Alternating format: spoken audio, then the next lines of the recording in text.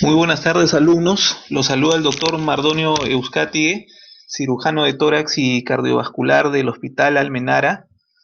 Esta tarde vamos a compartir la ponencia de tuberculosis pulmonar, el enfoque quirúrgico.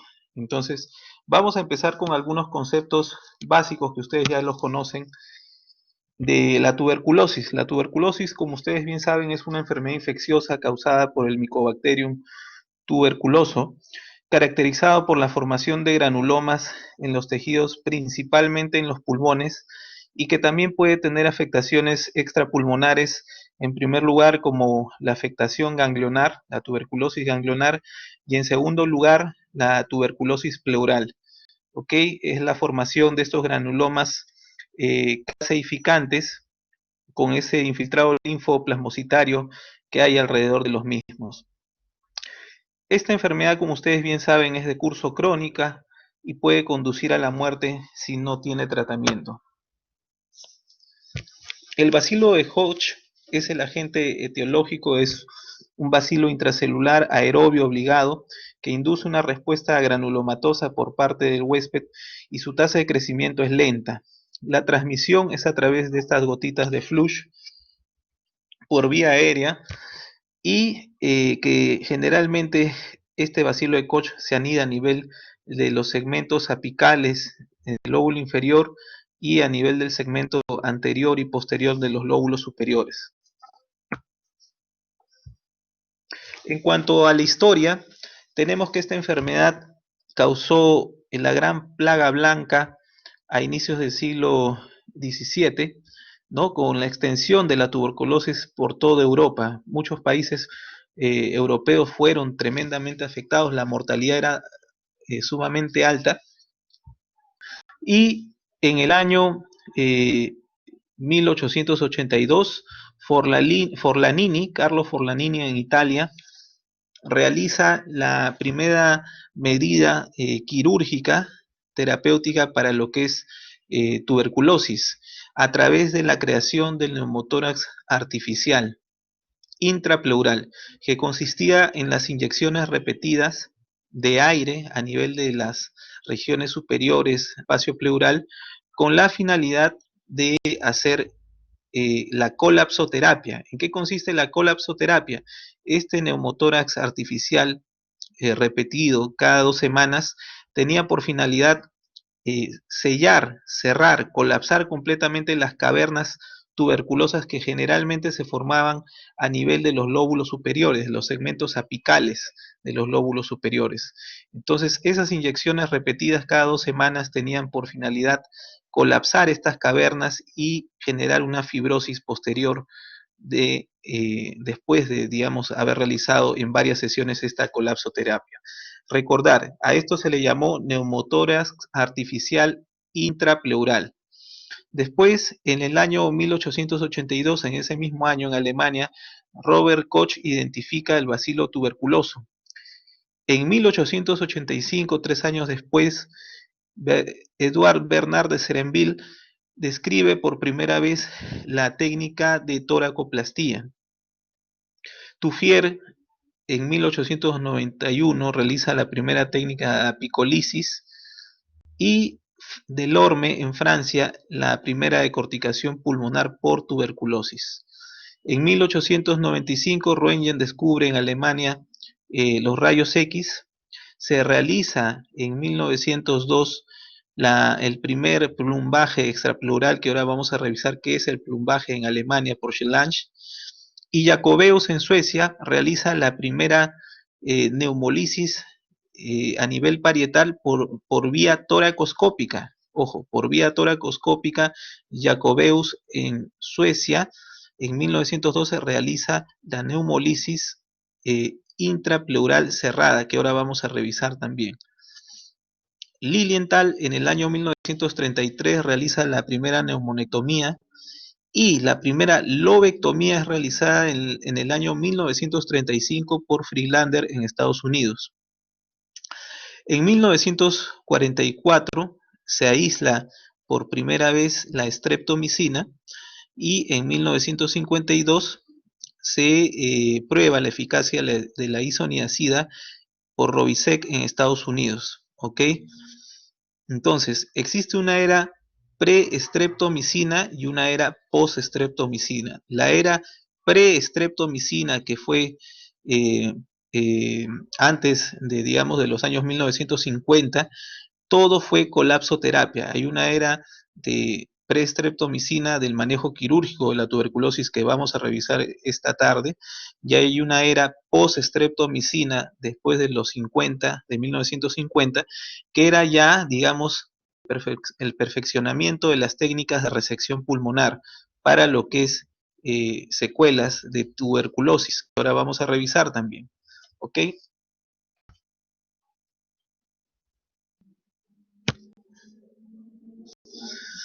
Bueno, actualmente se puede sospechar y probar la infección por tuberculosis al examinar el frotis de esputo de los pacientes, ¿no? A través de, de la baciloscopía con la coloración sin Nielsen. Podemos ver la presencia de los bacilos ácido alcohol resistentes que nos dan el diagnóstico, pues, de tuberculosis, las baciloscopías en esputo, en aspirado endobronquial, así como también los cultivos, ¿no? En el caso de los cultivos, el crecimiento del bacilo es un poco más lento, demora a veces entre 5 o 7 días, o a veces incluso hasta un mes, ¿no? Pero es importante, digamos, mencionar esta forma, cómo se hace el diagnóstico hasta la actualidad, pero importante también mencionarles que en la actualidad ya existen pruebas moleculares de PCR como el GeneXpert que es el estudio de uno de los ácidos nucleicos dentro del genoma de este bacilo tuberculoso y que permite también evaluar la resistencia a la isoniazida. O sea, el GeneXpert, que es una prueba molecular que se hace en la actualidad para diagnóstico, nos permite saber si el paciente tiene infección por tuberculosis y a su vez también saber si ya es resistente a la rifampicina. ¿Ok? Entonces, esa es una prueba muy importante que ustedes tienen que conocer. Y mencionarles como parte de historia que Ernest Sauerbruch es considerado el padre de la cirugía torácica, el pionero de la cirugía torácica. Él fue un cirujano alemán que nació en 1875 y cuando tenía 4 años, pues su padre falleció de tuberculosis, ¿no?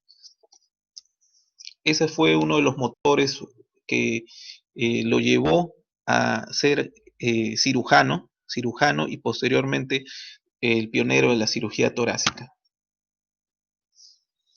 Dentro de lo que es el comportamiento de este bacilo de Koch, como sabemos, es un aerobio obligado, induce una respuesta granulomatosa por parte del huésped y su tasa de crecimiento es lenta, se transmite por vía aérea y tiene varias fases, ¿no? La primera fase es cuando el bacilo ingresa por la vía aérea y es fagocitada por los macrófagos que se encuentran en la vía aérea, que más o menos demora entre 7 a 21 días, digamos, todo este proceso inflamatorio agudo. Después, el bacilo empieza a crecer dentro de los macrófagos y se forma a nivel de la tercera semana los granulomas caseificantes, ¿ok? Posterior a ello, se va a formar un complejo de Ghon, que es la presencia de estos granulomas tuberculosos con extensión hacia el ganglio linfático regional, que puede ser ganglios ciliares o pueden ser también ganglios a nivel en la región cervical, en la región axilar, ¿ok? Y en la cuarta fase, la reactivación de la tuberculosis. La reactivación ocurre debido a la localización de estos granulomas, sobre todo en los segmentos apicales y posteriores, ya que el bacilo tiene mucha afinidad por el oxígeno y estas son las regiones de los pulmones mejor ventiladas, ¿no? Las regiones apicales y posteriores, tanto de lóbulo superior como también a nivel de los lóbulos inferiores. Lóbulos inferiores también tienen su segmento apical y su segmento basal posterior. ¿Ok? En cuanto a las indicaciones de cirugía en tuberculosis no multidrogo resistente, principalmente tienen que saber qué son las secuelas que causa esta destrucción del parénquima pulmonar por parte del bacilo, ¿no? El bacilo prácticamente va a generar esta reacción inflamatoria con la formación de los granulomas caseificantes, pero después de haberse producido esto van a originarse las cavernas prácticamente destrucción del parénquima pulmonar, así como también la dilatación de forma irreversible de los bronquios con el aumento de la secreción de moco dentro de ellos y la pérdida tanto del epitelio ciliar, cilíndrico ciliar de la mucosa bronquial, así como también de parte de la pared de los bronquios, ¿ok? Esto va a originar que el paciente tenga una secreción mucosa excesiva con la consecuente tos y con el transcurso del tiempo, debido a esta inflamación y esta congestión también a nivel de los vasos bronquiales, tanto las venas como las arterias, los pacientes van a presentar hemoptisis. Las hemoptisis en el caso de los pacientes con secuelas pueden ser hemoptisis recurrentes o hemoptisis masivas, que es cuando presentan un volumen de tos con sangrado de aproximadamente 600 centímetros cúbicos cada 24 horas. A eso se denomina hemoptisis masiva. Así como también la reacción inflamatoria que produce el bacilo a nivel de las hojas viscerales, pleurales, tanto la pleura visceral como la pleura parietal, va a originar una sínfisis de estas dos hojas mesoteliales que va a originar las adherencias. El paciente va a tener una paquipleura, que es un engrosamiento pleural grande, así como también la restricción para que el pulmón pueda inflar, expandir completamente. Entonces, a esto se le va a llamar fibrotórax, que también es consecuencia de una infección por tuberculosis, y esto va a ser, digamos, bastante difícil el momento quirúrgico, ya que nosotros antes de hacer resecciones pulmonares, primero siempre tenemos que decorticar todas las adherencias pleuroparenquimales que forman este fibrotórax, ¿ok?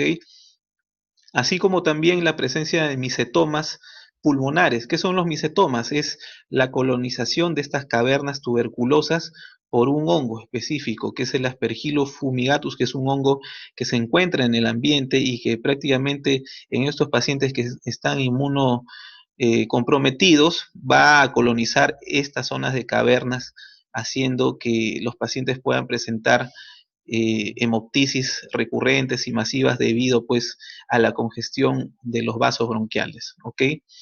Las hemoptisis masivas, que ya lo hemos mencionado, y las hemoptisis recurrentes, que también van a ser motivo de cirugía pulmonar, ¿ok? ¿Qué complicaciones puede darnos la tuberculosis? Las tuberculosis pueden darnos complicaciones como fístulas broncopleurales. Debido a estas cavernas que se forman, el parénquima está bastante debilitado y muchas veces se rompe fistulizando hacia la cavidad pleural y originando neumotórax crónicos recidivantes que se deben principalmente a la ruptura de estas cavernas tuberculosas. A eso se le llama fístulas broncopleurales, ¿ok? Y los abscesos, recuerden ustedes que en la vía aérea tenemos gérmenes gram positivos, aerobios, y también tenemos gérmenes anaerobios que vienen sobre todo de la cavidad oral. Entonces, estos gérmenes van a colonizar conjuntamente con el Mycobacterium tuberculosis el parénquima pulmonar y muchas veces van a ser abscesos pulmonares sobreagregados, así como también cuando hay las fístulas, la rotura del parénquima pulmonar hacia el espacio pleural, van a ser colonizados también por estos gérmenes gram positivos, anaerobios, que van a formar los empiemas tuberculosos, ¿ok? Entonces, para eso es muy importante, sobre todo la imagenología, que es lo que vamos a ver a continuación. Vamos a hablar acerca de lo que son los micetomas. Los micetomas, como les dije, son las presencias de hongos que van a colonizar estas bronquiectasias, que pueden ser bronquiectasias sobre todo quísticas o varicosas, que son las de mayor tamaño, que van a ser colonizadas por este hongo, el Aspergillus fumigatus, y que muchas veces van a originar, como les dije, hemoptisis o sangrado a través de la tos de forma recurrente y masiva, ¿no? Entonces, Las bronquiectasias también se van a dividir en tres tipos: bronquiectasias cilíndricas, quísticas y varicosas, pero los micetomas principalmente se van a anidar a nivel de bronquiectasias quísticas, que son las que estamos viendo en estas imágenes tomográficas. Esa es una tomografía axial computarizada, ventana parenquimal, donde se ve prácticamente el pulmón izquierdo completamente insuflado, sin lesiones, pero vemos en el pulmón derecho la presencia, vamos a poner aquí la manito, la presencia pues de una destrucción a nivel del lóbulo superior de forma extensa, así como también vemos aquí la colonización de esta caverna quística por el Aspergillus fumigatus, el hongo colonizante. A esto se le llama aspergiloma o micetoma. En este caso vemos otro paciente que tiene un micetoma a nivel segmento posterior del lóbulo superior derecho. Fíjense, acá también hay una caverna quística, una bronquiectasia quística, donde se ve la colonización hongo a nivel del segmento posterior del lóbulo superior. En esta imagen vemos un compromiso bilateral de ambos pulmones, tanto a nivel del segmento apical del lóbulo superior derecho y también el segmento, en este caso, eh, basal posterior, también por colonización de este hongo que forman los micetomas. En este caso vemos una caverna a nivel del lóbulo superior también derecho, fíjense, que ha sido colonizada por este Aspergillus fumigatus. ¿Ok?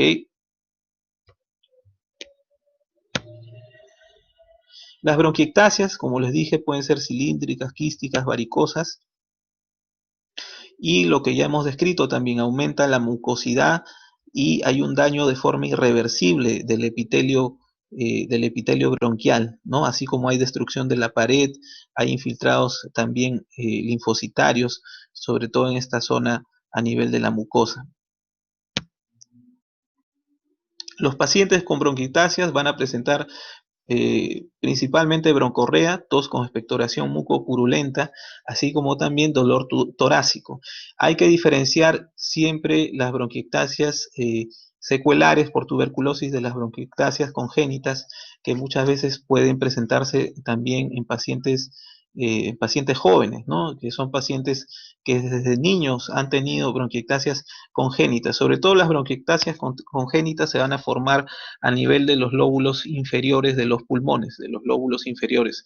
Recuerden siempre que en el caso de la tuberculosis, las bronquiectasias por tuberculosis se forman a nivel de lóbulos superiores, específicamente los segmentos apicales de lóbulos superiores y también segmento apical del lóbulo inferior. Pero las bronquiectasias congénitas principalmente se van a formar a nivel de segmentos basales de lóbulos inferiores. ¿Ok? La evaluación preoperatoria es fundamental para saber si mi paciente es operable. Recuerden ustedes que en cirugía existen dos criterios, uno que es operabilidad y el otro criterio que es resecabilidad. Mi paciente es operable cuando después de haber extirpado, digamos, parte del pulmón, ya sea una lobectomía o ya sea una neumonectomía, puede, digamos, mejorar su calidad de vida. ¿Qué significa esto? Significa que si yo opero a un paciente, no es con la finalidad de empeorar la calidad de vida del paciente, sino mejorarla. Entonces, en el caso específico de cirugía pulmonar, lo que yo tengo que evaluar es la prueba funcional respiratoria. ¿Qué prueba funcional respiratoria se realiza en el caso de pacientes que van a ser sometidos a resecciones pulmonares? La espirometría. La espirometría es un examen que lo va a realizar nuestros colegas los neumólogos, y específicamente en la espirometría lo que vamos a valorar es el BEF sub 1, que es el volumen expiratorio forzado al primer segundo. Cuando nosotros tenemos que un B sub 1 es mayor de 2 litros, significa que nuestro paciente va a tolerar la neumonectomía. Si nosotros tenemos que el B sub 1 es mayor a 1.5 litros, el paciente va a tolerar una lobectomía. Si tenemos que el B sub 1 es mayor de 0.8 litros, el paciente va a tolerar una segmentectomía. Ojo que esto es muy importante. ¿Por qué? Si yo tengo que hacer una neumonectomía, que es extirpar completamente uno de los pulmones, Yo tengo que ver si mi paciente después de la cirugía no va a quedar oxígeno dependiente. La finalidad de una cirugía no es empeorar la calidad de vida, sino mejorar la calidad de vida del paciente.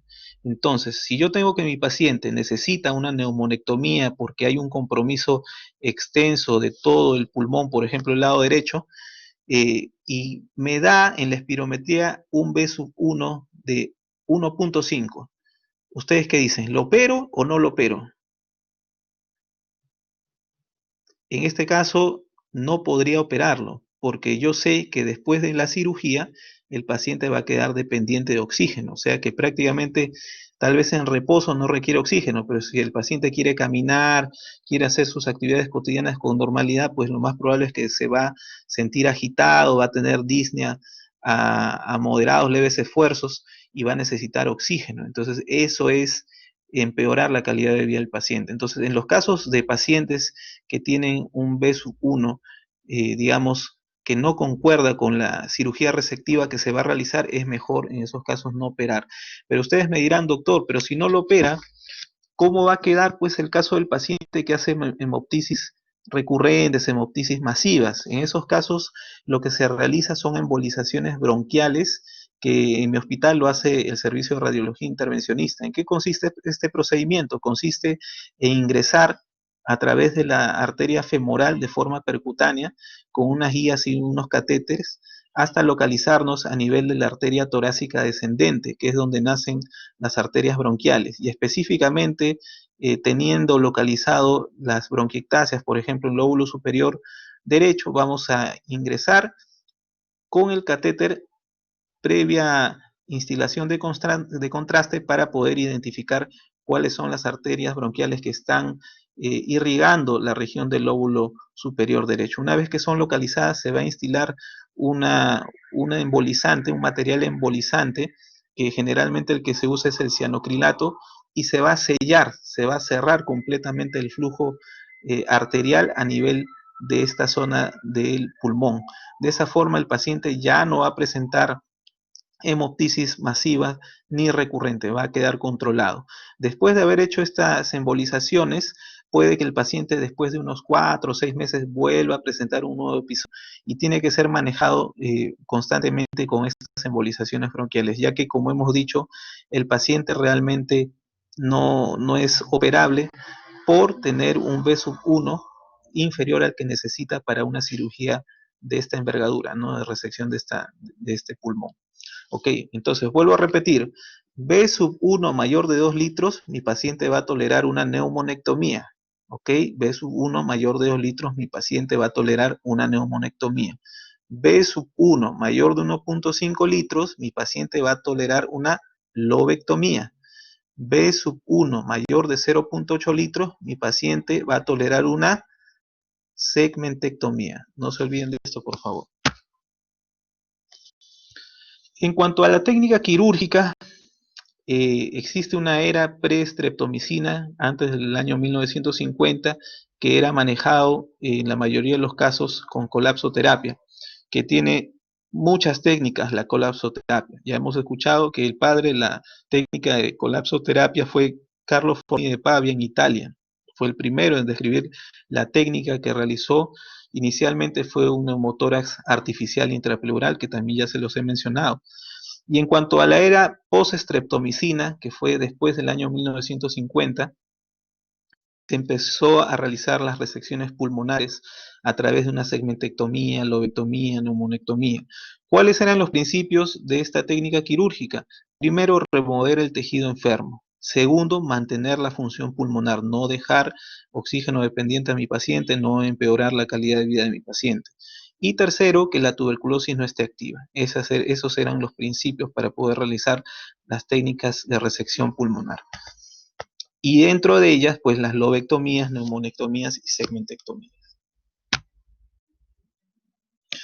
En cuanto a lo que es la colapsoterapia, que se realizó desde antes de los años 1950, el neumotórax artificial intrapleural, que es el que realizó Forlanini, consistía en las inyecciones cada 2 semanas de volúmenes de aire. Él pensaba que con la instilación a través de una jeringa de 60, por ejemplo, centímetros cúbicos de aire hacia la cavidad pleural, por la presión del aire podían colapsarse, podían aplastarse estas cavernas que estaban localizadas sobre todo en los segmentos apicales de los pulmones, ¿no?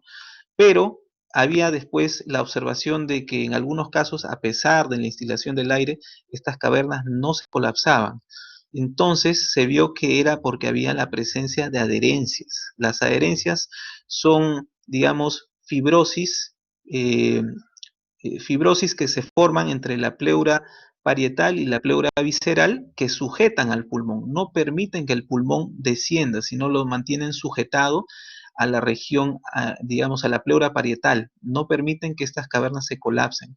Entonces vieron que en estos casos lo que se tenía que hacer era una neumolisis. Neumolisis significa sección de las adherencias. Y esa neumolisis, esa sección de las adherencias, se hacían de forma cerrada o a cielo abierto. De forma cerrada se realizaba a través de la toracoscopía. Se ingresaba por toracoscopía. El pionero de esto fue Jacobeus en Suecia, el que hizo la primera neumolisis intrapleural cerrada. Entonces, uno ingresaba por toracoscopía y con las pinzas iban seccionando las adherencias que se habían formado entre la pleura visceral y la pleura parietal a nivel apical, ¿no? Se seccionaban estas adherencias y posterior a ello ya se instilaban el aire para poder colapsar estas cavernas. Y la neumolisis intrapleural a cielo abierto fue ya por toracotomía. Se abría la región torácica y prácticamente con visión directa a cielo abierto se hacía la sección de todas estas adherencias entre la pleura visceral del pulmón y la pleura parietal que cubría las costillas, ¿ok? Entonces, no olvide, neumotórax artificial intrapleural, inyecciones de aire que realizaba Forlanini cada 2 semanas y neumolisis intrapleural cerrada por toracoscopía, sección de las adherencias apicales y neumolisis intrapleural a cielo abierto, sección de las adherencias por toracotomía, abriendo el tórax, ¿ok? Después de esto vino la realización de la frénico-parálisis. ¿En qué consistía esto? Ustedes saben que el nervio frénico inerva el diafragma, ¿ok? Entonces el nervio frénico inerva el diafragma. El pensamiento que se tenía era que si yo pinzaba el nervio frénico o lo seccionaba, ¿no? Lo que iba a originar es una parálisis diafragmática. Entonces, el hemidiafragma, digamos, eh, que había sido seccionado el frénico, iba a ascender debido a que había sido pinzado o había sido seccionado. Generalmente, esta técnica se usaba sobre todo para cavernas que estaban localizadas a nivel del segmento apical de lóbulos inferiores. ¿Por qué? Porque también se combinaba con neumoperitoneo. Se inyectaba aire en la cavidad peritoneal con la finalidad que los semidiafragmas ascendieran.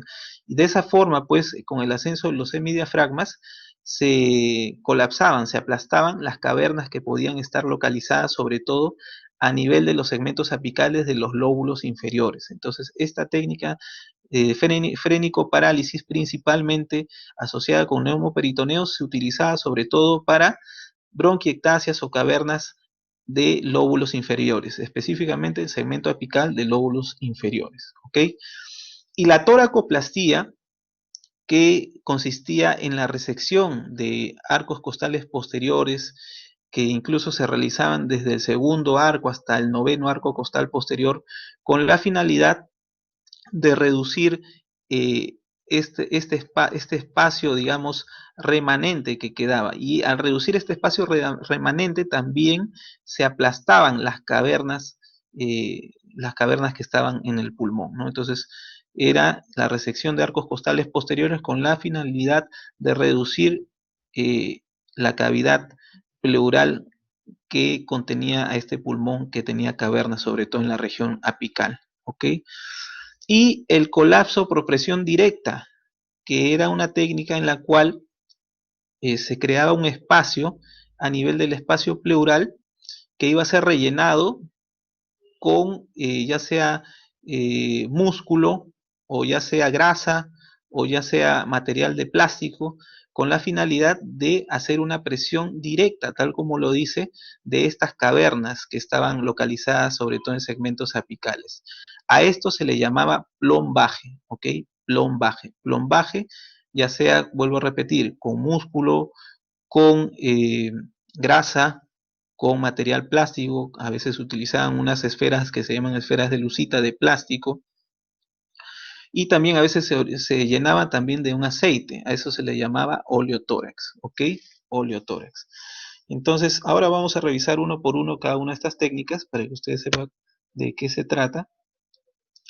Ok, esto es lo mismo que ya hemos conversado. Vamos a avanzar esto también. Bueno, esta es una imagen referencial para que ustedes vean la técnica de neumolisis extrapleural que se realizaba para poder hacer la técnica de plumbaje.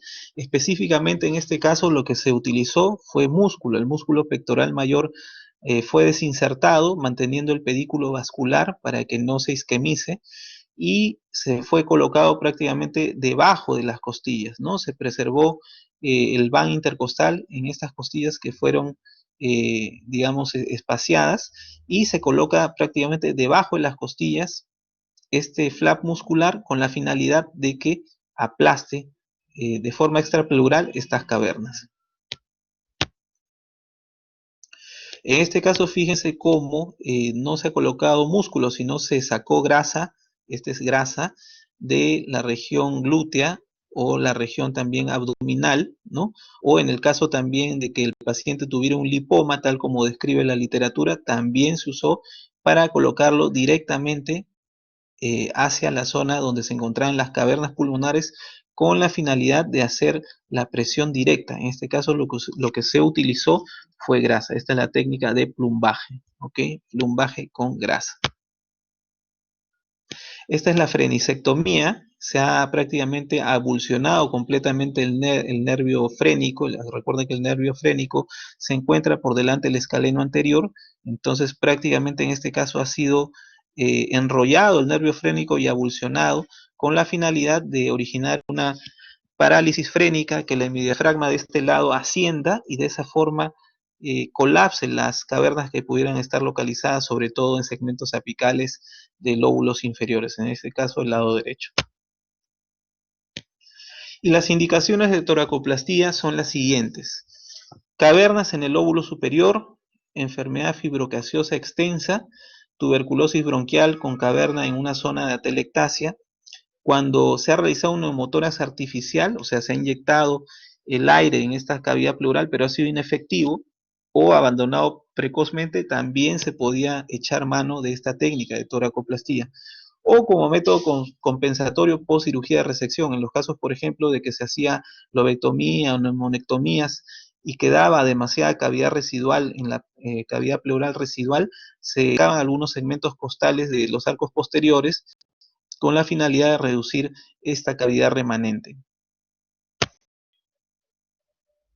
Y las técnicas de toracoplastías también son variadas, existen diferentes técnicas, que vamos a revisar algunas de ellas a continuación.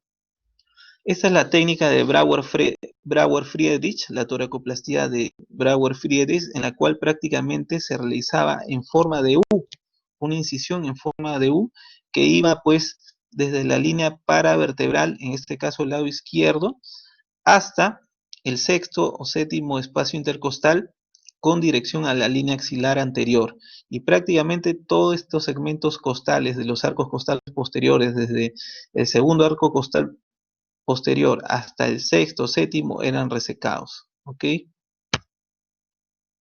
Esta es otra técnica de toracoplastía que se realizaba en este caso una incisión paravertebral, en este caso el lado derecho, es una técnica que lo realizó Wilms y Sauerbruch, técnica de toracoplastía paravertebral que tenía la misma finalidad de resecar los arcos costales posteriores, desde el segundo en este caso hasta el sexto, ¿no? Hasta el sexto arco costal, y que tenían por finalidad reducir esa cavidad pleural remanente, o en el caso que tuviera cavernas apicales, aplastar a través de la reducción de esa cavidad pleural estas cavernas. Fíjense los segmentos costales que se resecaban eran de entre 1 a 3 centímetros de arcos costales posteriores y posterior a ello se anudaban con alambres. Vean cómo esta técnica de toracoplastía dejaba muchas deformidades a nivel de la caja torácica en estos pacientes que eran sometidos a esta técnica. También la escoliosis secundaria a esta técnica de toracoplastía, ¿no? Los pacientes quedaban lamentablemente con el tórax deformado, ¿no? Fíjense, en todos los casos, en este caso ha sido una toracoplastía de varios arcos costales posteriores, acá del primero hasta el sexto, séptimo arco costal. Fíjense cómo prácticamente el hemitórax derecho no existe, ¿no? Está completamente cerrado, y también la columna dorsal, fíjense, había una escoliosis, ¿no? A nivel de la columna dorsal debido a la deformidad que causaba esta técnica. Fíjense, en este lado izquierdo también se ve siempre la presencia de escoliosis después de haber hecho una técnica de toracoplastía, ¿no? Entonces, esta era la técnica que, bueno, se utilizaba antes de los años 1950, ¿no? Para todo lo que era cirugía de tuberculosis. La finalidad, como les vuelvo a repetir, era cerrar ese espacio pleural residual que quedaba, con la finalidad de que estas cavernas, sobre todo en la región apical, fueran aplastadas, fueran colapsadas. Fíjense, en esta tomografía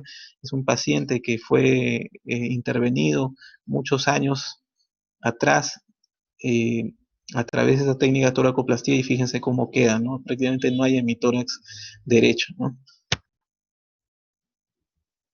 Vamos a avanzar. Y el colapso por presión directa, a eso se le llama plumbaje, ojo, colapso por presión directa. ¿Qué es el plumbaje? Es un espacio creado quirúrgicamente que va a ser rellenado eh, con parafina y balón alcohol, polivinil o las esferas de lucita, esas esferas de lucita que son de plástico, polimetacrilato de metilo. Entonces se va a crear un espacio quirúrgico para que sea rellenado con estos materiales y hacer un colapso de estas cavernas por presión directa. A eso se le llama plumbaje. Ojo, plumbaje, acuérdense bien de este concepto. Plumbaje, acuérdense bien de este concepto. Colapso por presión directa de un espacio creado quirúrgicamente con relleno no reabsorbible o de parafina y balón alcohol, polivinilucita, polimetacrilato de metilo.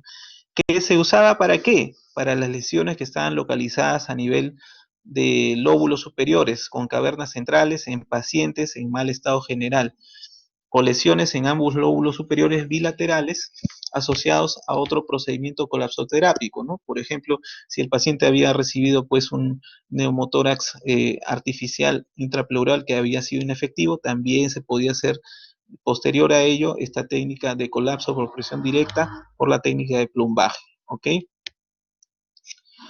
Muy bien, recuerden estos conceptos, por favor. Y ahí está, miren, estas son las esferas de lucita que se rellenaban a nivel del espacio pleural, que permitía el colapso de las cavernas, sobre todo en la región apical. Entonces, fíjense cómo está acá estas esferas que han rellenado el espacio pleural, aplastando prácticamente las cavernas del lóbulo superior. Esto también tenía sus complicaciones. A veces ocurría de que estas esferas podían erosionar la mucosa traqueal, la mucosa esofágica, la misma aorta que estaba colindante muchas veces a nivel de la región mediastinal, y originar fístulas, ¿no? Fístulas esófago-pleurales, fístulas aortopleurales. Entonces no estaba exenta de complicaciones también esta técnica, ¿no? Entonces nada es color de rosa, lamentablemente. Entonces acá también en algunos casos estas esferas podían migrar hacia la región de la piel, originando mucho dolor en el paciente, ¿no? Entonces estas complicaciones podían ocurrir también en los casos de esta técnica de plumbaje. Ahí está claramente, estas son las esferas de lucita que se utilizaban con bastante frecuencia como material de plumbaje para el colapso, sobre todo de cavernas apicales, ¿no? Y fíjense, este era el espacio que se creaba en esta técnica de plumbaje. Primero se creaba este espacio y posteriormente este espacio creado era rellenado con estas bolas, estas esferas de plástico, ¿no? Con la finalidad que aplasten esas cavernas tuberculosas. ¿Ok?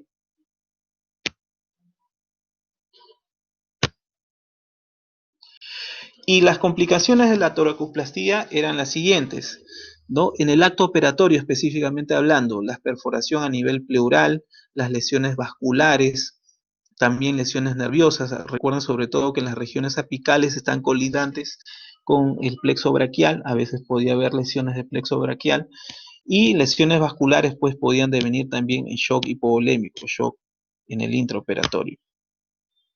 Y estas son las adherencias pleuroparenquimales que se forman entre la pleura visceral de los pulmones, que recubre los pulmones, y la pleura parietal. Justamente estas adherencias son las que generan mayor tiempo operatorio porque hay que seccionarlas con mucho cuidado, son adherencias sumamente sangrantes, hay que seccionarlas con mucho cuidado, con mucha atención para poder coercer el sangrado, y una vez que se liberan todas estas adherencias, porque acá se ve una parte nada más, se procede ya a hacer la cirugía resectiva, ¿no?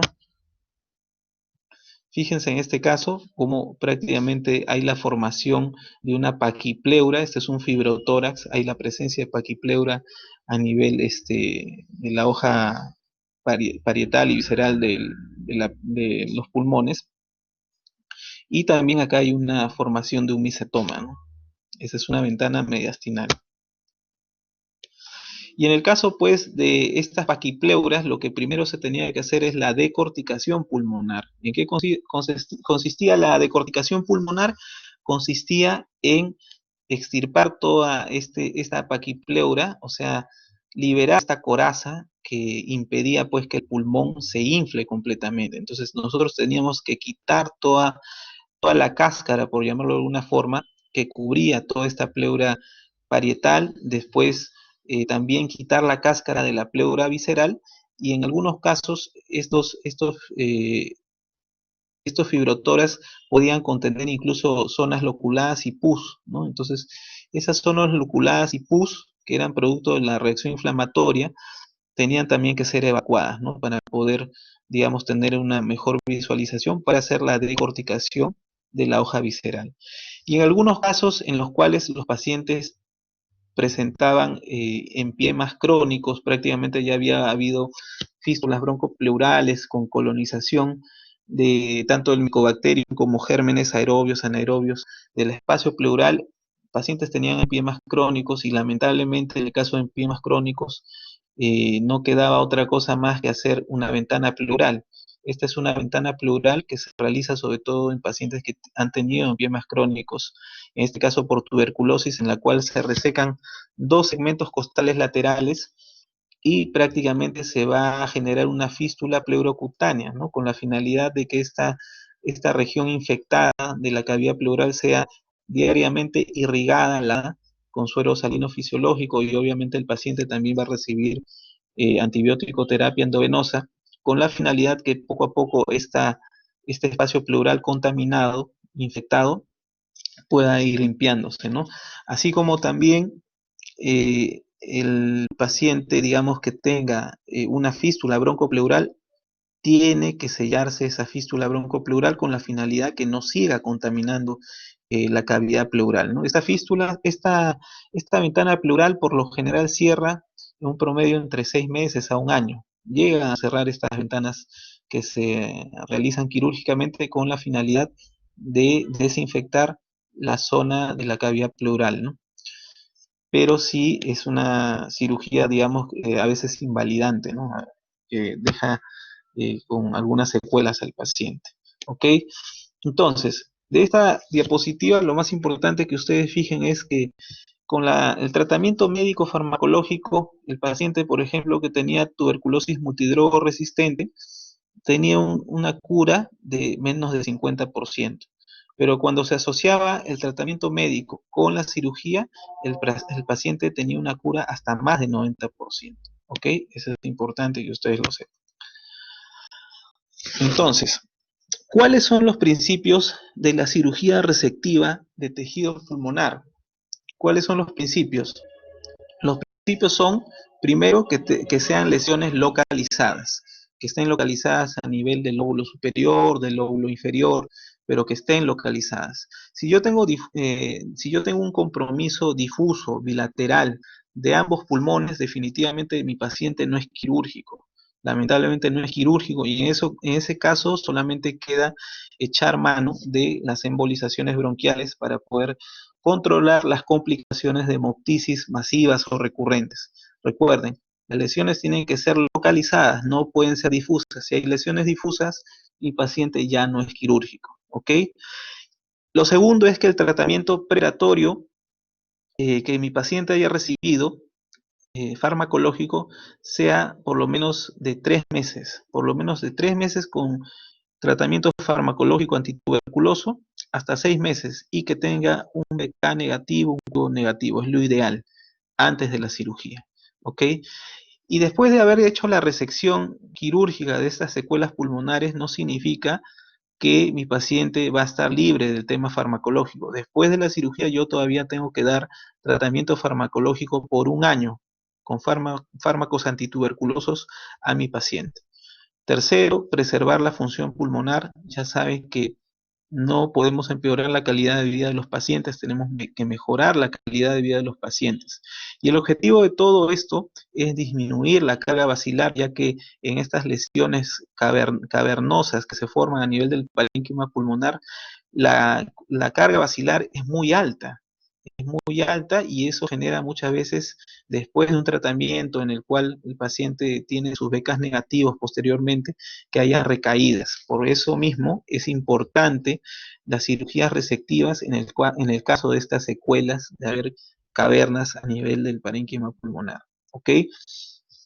Entonces, ¿alguno de ustedes alguna vez me preguntó, uno de sus compañeros, recuerdo, me dijo, doctor, si en el Hospital Almenara es un centro referencial de trasplante pulmonar, ¿por qué si es un centro referencial nacional de lo que es trasplante pulmonar, el Hospital Almenara no hace trasplantes a pacientes que tienen menos de 30 años y que lamentablemente han terminado con lesiones pulmonares difusas, extensas, ¿no? ¿Por qué no les pueden trasplantar los pulmones a estos pacientes? A ver, quisiera escuchar a alguno de ustedes si alguno de ustedes tiene una respuesta lógica, razonable.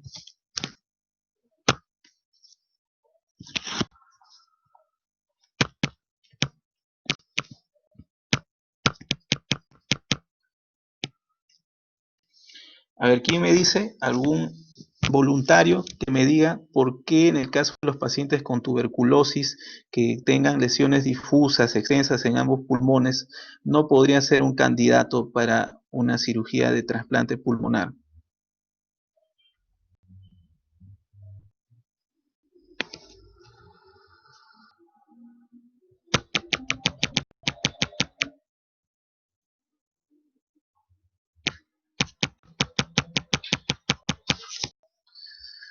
Bueno, no sé si están todos ahí, aunque sean, díganme algo, aunque sea, no sé si están ahí.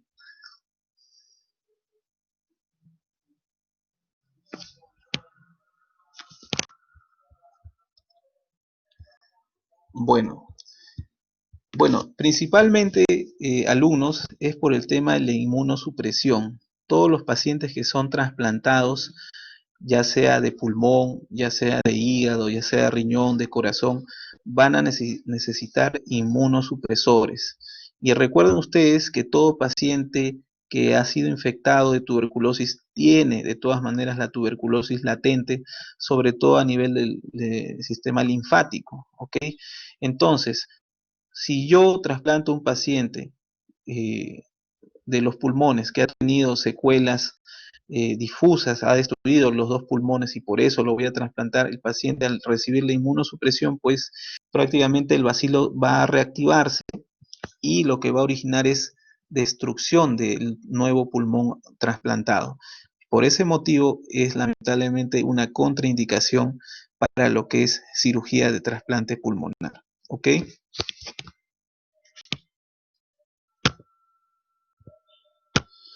Muy bien. Entonces, bueno, esto ya es parte de lo que ya hemos visto. Y en cuanto a lo que son complicaciones propiamente de la cirugía de tuberculosis, las principales son los sangrados. Ya sabe que el sangrado, debido a las adherencias pleuroparenquimales que se forman a nivel de las pleuras parietales, viscerales, es importante por ese motivo que ustedes, o si alguno de ustedes va a ser cirujano torácico, digamos, ser muy prolijo en la sección de las adherencias, muy prolijo, cauterizar bien las adherencias, ya que ha sido motivo muchas veces frecuente de reingreso a sala de operaciones por un sangrado excesivo postoperatorio. Entrábamos a sala de operaciones y encontramos pues que el paciente por ahí había una adherencia que había quedado sangrante y que lamentablemente eso originó un hemotórax masivo en el paciente. Entonces, las adherencias siempre son muy sangrantes, hay que ser muy prolijos, muy atentos en poder hacer la hemostasia en el momento quirúrgico para evitar reoperaciones. La infección también es otra de las complicaciones de cirugía de tuberculosis. Ya saben que los gérmenes anaerobios y gran positivos también están colonizando tanto pulmón como espacio pleural, no solamente el micobacterio, y eso puede ser motivo que el paciente pueda hacer otra complicación que es el empiema, ¿no?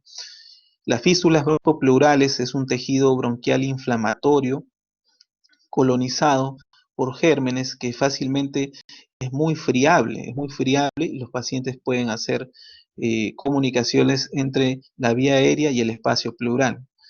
Y bueno, y la muerte que conlleva pues el problema séptico, ¿no? Cuando ya hay una septicemia, en el caso de estos pacientes que son intervenidos de tuberculosis. ¿Ok?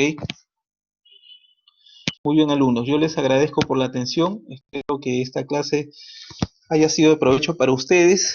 Recuerden el énfasis que hemos hecho en algunos puntos principales para el momento que les toque abordar el examen. ¿Ok? Muchas gracias a todos por su atención. Muy buenas tardes. Gracias, doctor. Gracias, doctor. Gracias, doctor. Gracias.